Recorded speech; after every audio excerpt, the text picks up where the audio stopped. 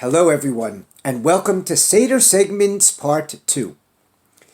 Today we're going to look at a fascinating story. Many of you read the story because it comes near the beginning of the Seder, right after the halachma, when we lift the matzah and we acknowledge that this was the only kind of bread which could have been prepared by people who were in a hurry to leave oppression. It was bread which reflected poverty. It reflected the haste of those who are longing to be free. So we finished that, and we've also completed the Manish Tana, the 4 questions. And now we begin to tell the story. And we learn about 5 rabbis. I'm going to read you the brief paragraph. It's a very fascinating story if we pay attention to all of the words. It happened that Rabbi Eliezer, Rabbi Joshua, Rabbi Elazar ben Azariah, Rabbi Akiba, and Rabbi Tarfon were reclining in Bnei Brak, and they were telling of the exodus from Egypt all that night, until the students came and said to them, "Our masters, the time to read the morning Shema has come." So first of all, here we have 5 rabbis who were sitting in Bnei Brak. Bnei Brak was the home of Rabbi Akiba. It was near the Bnei Brak of today, a very religious section of Israel, and they were reclining.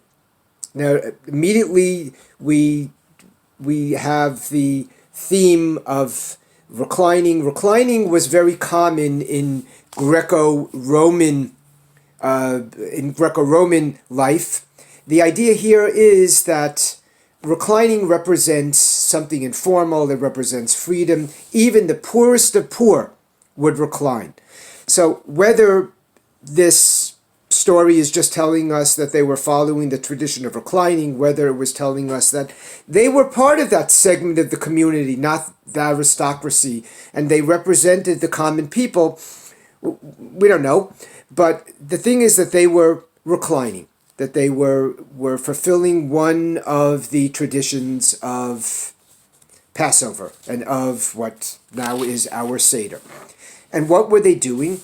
They were telling about the exodus of Egypt. They stayed up all night to tell this story. Now, we might not think much of it, but 5 rabbis sitting around might be telling a little bit about the story, but it was much more common for them to talk about the intricate matters of Jewish law. They wouldn't really be talking about the exodus, because these rabbis expounded upon the greater traditions. They were the ones who created, introduced, and promoted Jewish law in all of its forms. And chances are they might not have just been sitting around talking about the Exodus. The other thing that's of note is this story takes place at the beginning of the Seder. We know at the beginning of our Seder, we sit with our children and our grandchildren, and chances are that if we do have a second part of the Seder following the meal, our children and grandchildren are long gone.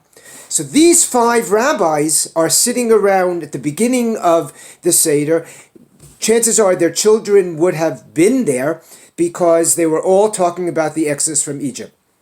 One of the questions that's asked is, would they really have been talking about an exodus, and would they have been talking about something when all the children were around that was very common, or would they have had the meal and when everyone else was done and tired and some going to sleep, then they would really sit around to the wee hours of the morning talking about the minute details of law and offering their commentaries? I think from what I have learned, the idea of this story is to make it appealing to everybody. If we were to discuss 5 rabbis who were sitting around and talking about some intricate details of Jewish law, no one would really be interested. But talking about 5 rabbis who were sitting talking about the Exodus, because all of us can relate to the Exodus. And they were sitting at a time when we are all sitting and enjoying a meal with our children and grandchildren. It makes for a very appealing story.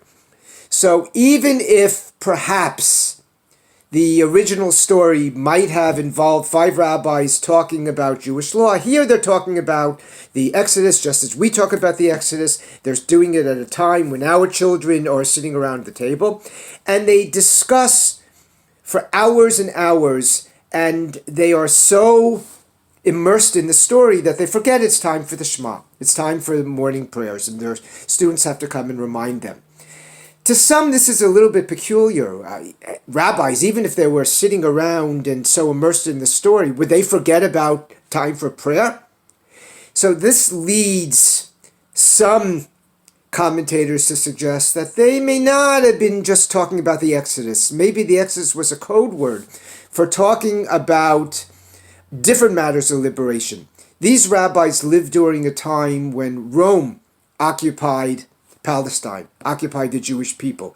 So maybe what this is a code for is that rabbis sitting around and talking about the eventual exodus from Rome, how they were going to liberate themselves from the Romans. And when the students came to tell them about the Shema, that was a code word for the Romans are coming, stop studying, and pretend that you're not doing anything that is a violation of Roman law. That's a nice story, but probably didn't occur. But it does lead us to think about our freedom and to think about how when we sit around today, even in the midst of this coronavirus, when we're bereft of our families, we still enjoy our freedom. We think about the how cherished it is for us to live in a community where we have an opportunity, even during a difficult time, to sit around a table, to Skype, into Zoom, into a phone call with members of our family so that we can all share the story together. It's something that we should cherish.